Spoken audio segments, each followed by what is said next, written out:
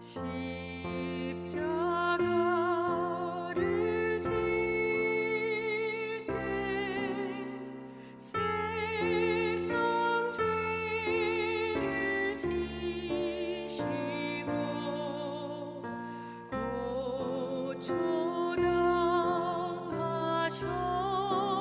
고초당하셨네. 예수님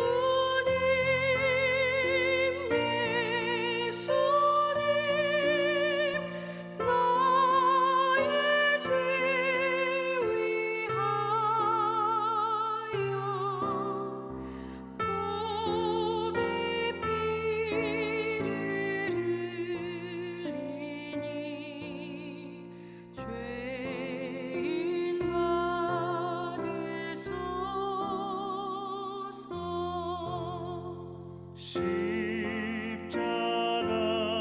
십자가를 지심은 무슨 죄가 있나. 저무지한 사람들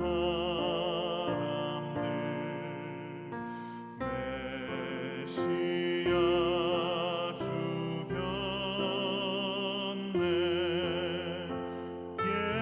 예수님 나의 죄 위하여 몸에 피를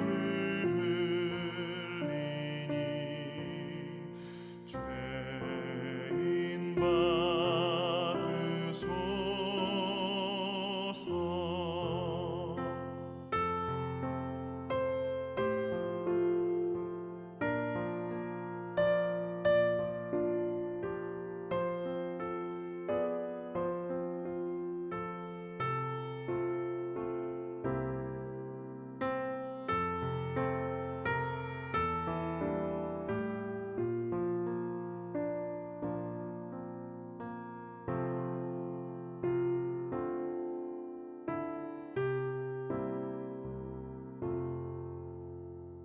피와 같이 붉은 죄 없는 이가 없네. 십자가의 공로로 눈과 같이 되네.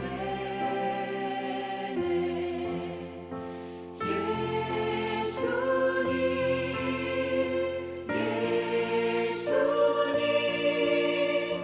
나의 죄 위하여 몸에 피를 흘리니 죄인 받으소서. 아름답다 예수여 나의 좋은 친구. 예수 공로 아니면 영원 영벌 받네. 예수님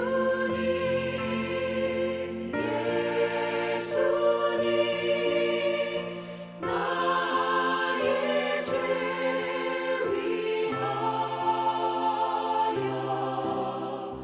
몸에 피를 흘리니 죄인 받으소서.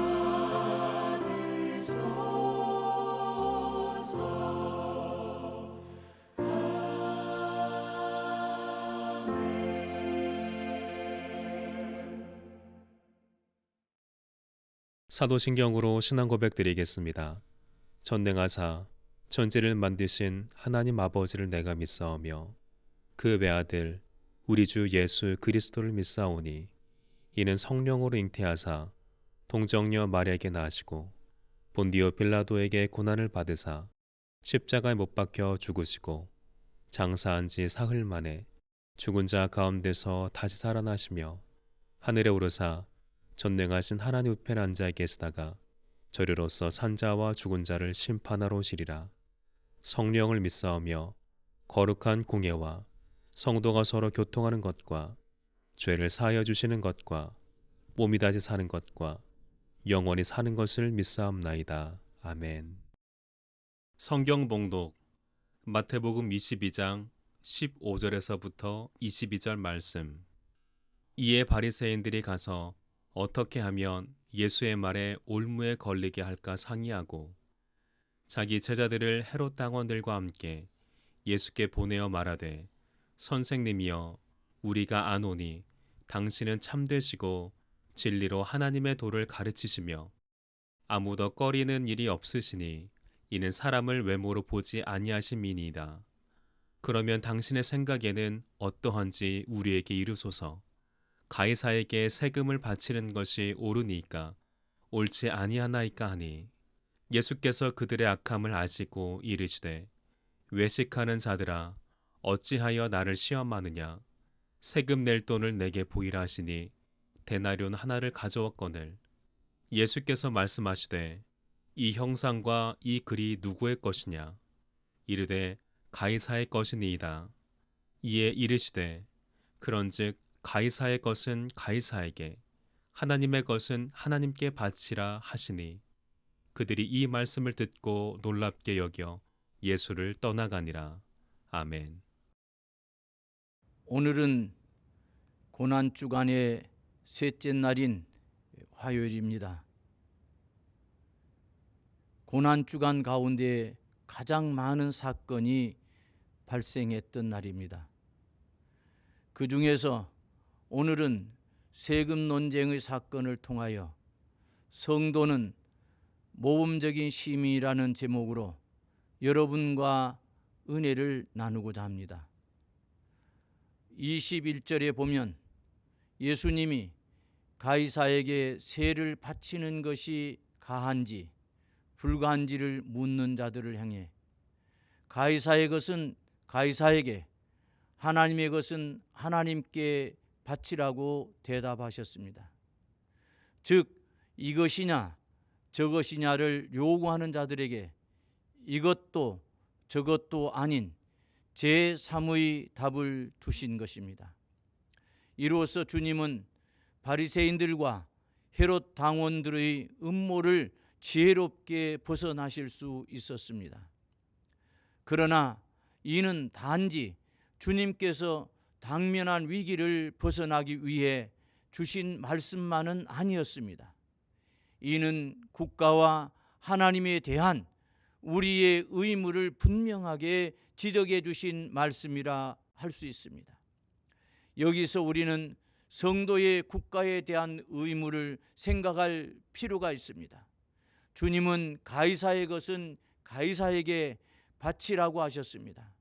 주님은 이 세상에서 국가라는 공동체 안에서 살고 있는 사람으로서 국가에 대한 의무를 이행하는 것이 당연하다고 보신 것입니다. 유대 열심 당원들의 입장에서 보면 그리스도의 이 말씀은 상당히 불만스러웠을 것이나 그분은 성도가 가져야 할 국가관을 제시해 주신 것입니다. 언뜻 보기에 하나의 국가가 순전히 사람의 의지에 따라 흥하게 되기도 하고 망하게 되기도 하는 것 같지만 사실은 그렇지 않다고 성경은 가르칩니다.